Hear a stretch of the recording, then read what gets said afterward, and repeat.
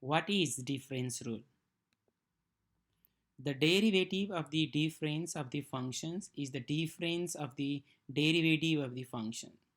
So that means, for example, if we have two functions f and g and we have a difference between that, so the function is f minus g, and if our goal is to find the derivative of this difference function, then the derivative of that will be find the derivative of f, let's say that is f prime, find the derivative of g, let's say that is g prime. So when we find the derivative of f and derivative of g, just find the difference between the derivatives, and that derivative will be the derivative of the difference of these two functions. So let's see one example.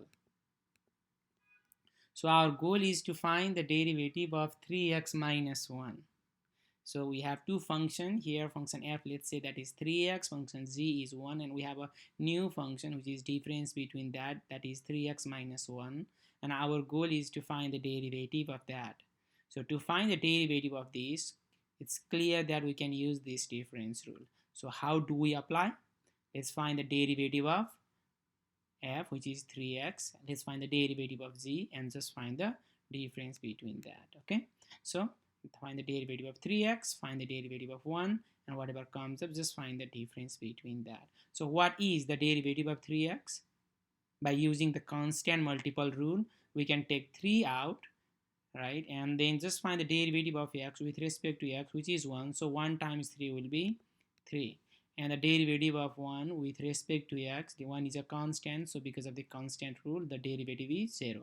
So when we simplify, we get 3 as the derivative of 3x minus 1. Let's see one more example. So our goal is to find the derivative of 5x cubed minus 4x squared plus 3x minus 1. By looking at the previous example, you might have realized when we have the difference of the function, we do term by term differentiation. At the same time, earlier we learned what sum rule means. The sum rule also says we can just term by term differentiate.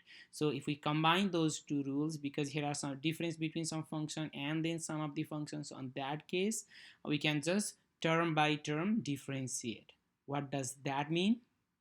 We'll just find the derivative of 5x cubed with respect to x, right? Find the derivative of 4x squared with respect to x. Find the derivative of 3x with respect to x. Find the derivative of 1 with respect to x, and either as summation or difference, whatever sign you have, just carry that on. Okay, so let's find the derivative of 5x cubed with respect to x. So how do we find that? By using the constant multiple rule, which is bring the 5 out and just find the derivative of x cubed with respect to x, and that can be done by using the power rule. And by using the power rule, what is the derivative of x cubed? 3x squared, right? So 3x squared times 5 will be 5 times 3 will be 15, so 15x squared is the derivative of 5x cubed. In the same way, we can find the derivative of 4x squared, which will be 4 times derivative of x squared with respect to x by using the power rule, that will be 2x, so 2 times 4 will be 8, so 8x, and since there is minus sign, so carry that on. In the same way, find the derivative of 3x with respect to x, which is just 3, right? So plus 3, and derivative of 1 with respect to x is 0, so just write that down.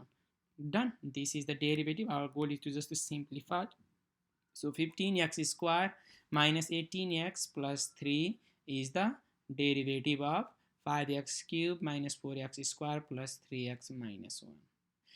By looking at this example, you might have realized that to find the derivative of now actually for any polynomial function, we can do that by using the constant rule, constant multiple rule, power rule, and sum and difference rule of the derivative. We just need to combine these 5 rules and we can find the derivative of any polynomial function.